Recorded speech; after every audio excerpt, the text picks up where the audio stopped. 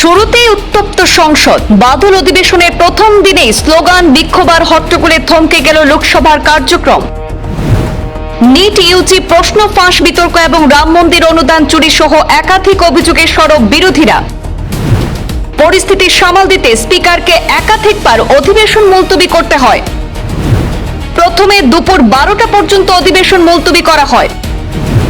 পরে অধিবেশন পুনরায় শুরু হলেও বিক্ষোভ অব্যাহত থাকায় আবারও কার্যক্রম মুলতবি করতে হয় স্পিকারকে। ফলে প্রথম দিনেই সংসদে তৈরি হয়েছে তীব্র রাজনৈতিক উত্তাপ। আজ সোমবার থেকে শুরু হয়েছে সংসদের বাদল অধিবেশন।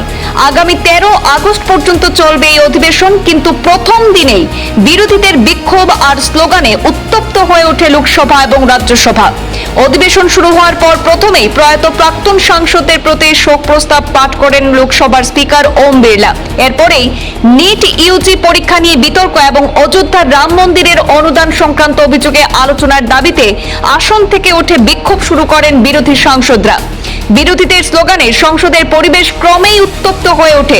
স্পিকার ওম বিড়লা বারবার সদস্যদের শান্ত থাকার এবং সংসদে কার্যক্রম চালাতে সহযোগিতা করার আহ্বান জানান। তবে পরিস্থিতি স্বাভাবিক না হওয়ায় প্রথম দিকে দুপুর 12টা পর্যন্ত অধিবেশন মুলতবি করেন স্পিকার। পরে অধিবেশন পুনরায় শুরু হলেও বিক্ষোভ অব্যাহত থাকে আর তারপর কার্যক্রম মুলতবি করে দেন স্পিকার ওম বিড়লা। বাদল অধিবেশন শুরুর আগেই কংগ্রেস জানিয়েছিল তারা নিট ইউজি পরীক্ষা সংক্রান্ত বিতর্ক এবং রাম মন্দিরের অনুদান চুরি নিয়ে ওঠা অভিযোগের বিষয়ে সংসদে আলোচনা চাইবে। কংগ্রেসের অভিযোগ, এই বিষয়গুলি নিয়ে সরকার আলোচনা এড়িয়ে যাচ্ছে। এদিকে কংগ্রেস সাংসদ কেসি বেণুগোপাল রাম জন্মভূমি তীর্থক্ষেত্র ট্রাস্টের অনুদান চুরি সংক্রান্ত অভিযোগ নিয়ে আলোচনার দাবিতে লোকসভায় মুলতবি প্রস্তাবের নোটিশ দিয়েছেন।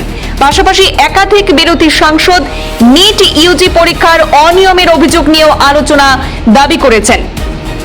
বাদল অধিবেশনের প্রথম দিনেই যে রাজনৈতিক উত্তাপের ছবি সামনে এলো, তাতে আগামী দিনগুলিতে সরকার এবং বিরোধীদের মধ্যে আরো তীব্র বিতর্ক এবং সরব আলোচনার সম্ভাবনা তৈরি হয়েছে।